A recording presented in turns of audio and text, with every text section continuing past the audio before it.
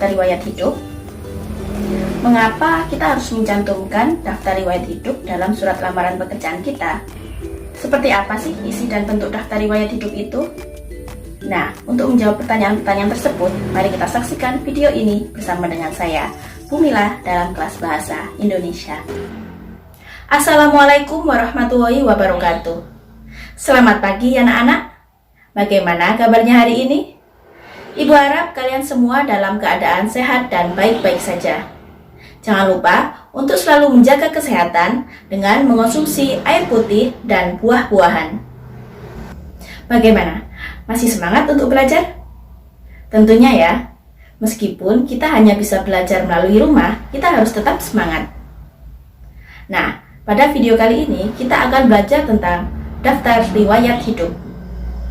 Daftar riwayat hidup atau lebih dikenal dengan CV, Kurikulum Vitae, adalah dokumen atau catatan yang menggambarkan diri pribadi seseorang. Dokumen ini dirancang agar penggambaran diri menjadi lebih singkat. Daftar riwayat hidup wajib kita sertakan pada saat kita melamar pekerjaan, karena daftar riwayat hidup merupakan dokumen yang berisi data pribadi serta pengalaman kerja kalian, sehingga perusahaan bisa melihat latar belakang kalian dan memilih merekrut kalian untuk bekerja di perusahaannya. Isi daftar riwayat hidup. Yang pertama, ada data pribadi. Yang kedua, riwayat pendidikan. Yang ketiga, pengalaman bekerja. Yang keempat, pengalaman organisasi. Yang kelima, pengalaman kepanitiaan. 6. Seminar, pelatihan, dan kursus yang pernah diikuti. Dan yang terakhir yaitu kemampuan atau skill. Data pribadi. Isi dari data pribadi yang ada dalam daftar riwayat hidup berupa nama pelamar, alamat, tempat tanggal lahir, dan nomor telepon yang bisa dihubungi. Data pribadi ini penting agar saat kita diterima di sebuah perusahaan, pihak perusahaan dapat dengan mudah menghubungi kita. Riwayat pendidikan. Tuliskan riwayat pendidikan kalian mulai dari pendidikan yang paling terendah sampai pendidikan yang paling tertinggi. Jangan lupa untuk mencantumkan nilai akademis yang kalian raih. Riwayat pendidikan sangat penting karena pihak perusahaan juga akan melihat riwayat pendidikan kalian. Apakah sejak pendidikan dasar hingga universitas kalian memiliki kemampuan yang dibutuhkan oleh perusahaan atau tidak? Pengalaman bekerja. Cantumkan pengalaman kerja kalian jika kalian sudah pernah bekerja sebelumnya. Jika kalian sudah pernah bekerja sebelumnya, kalian tuliskan juga apa pekerjaan yang pernah kalian lakukan. Semakin banyak pengalaman kerja, berarti ilmu yang kalian dapatkan juga semakin banyak. Pengalaman organisasi. Pengalaman organisasi ini juga bisa menjadi bahan pertimbangan sebagai nilai tambah kalian, karena kalian aktif berkegiatan saat di sekolah atau di kampus. Pengalaman kepanitiaan. Bergabung dalam sebuah kepanitiaan juga bisa memberikan pengalaman bekerja dalam sebuah tim.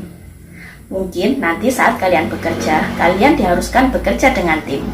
Jadi, kalian sudah memiliki bayangan bagaimana bekerja dalam sebuah tim.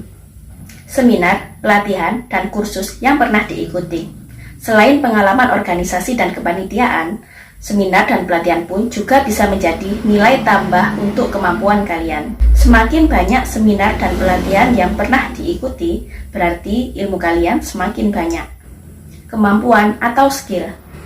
Kemampuan ini termasuk kemampuan dalam bahasa asing, bahasa daerah, kemampuan di bidang seni, kemampuan penguasaan teknologi komputer.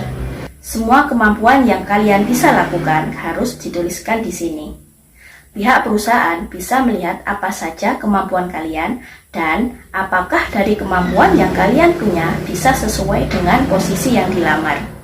Berikut adalah bentuk-bentuk dari daftar riwayat hidup, mulai dari bentuk yang paling sederhana sampai bentuk yang paling kreatif.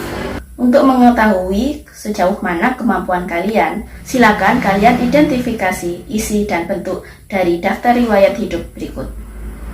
Silakan kumpulkan hasil identifikasi kalian pada Google Classroom kelas Bahasa Indonesia dengan kode L, O, F, Z, M, 4. Bagaimana? Mudah bukan dalam membuat daftar riwayat hidup?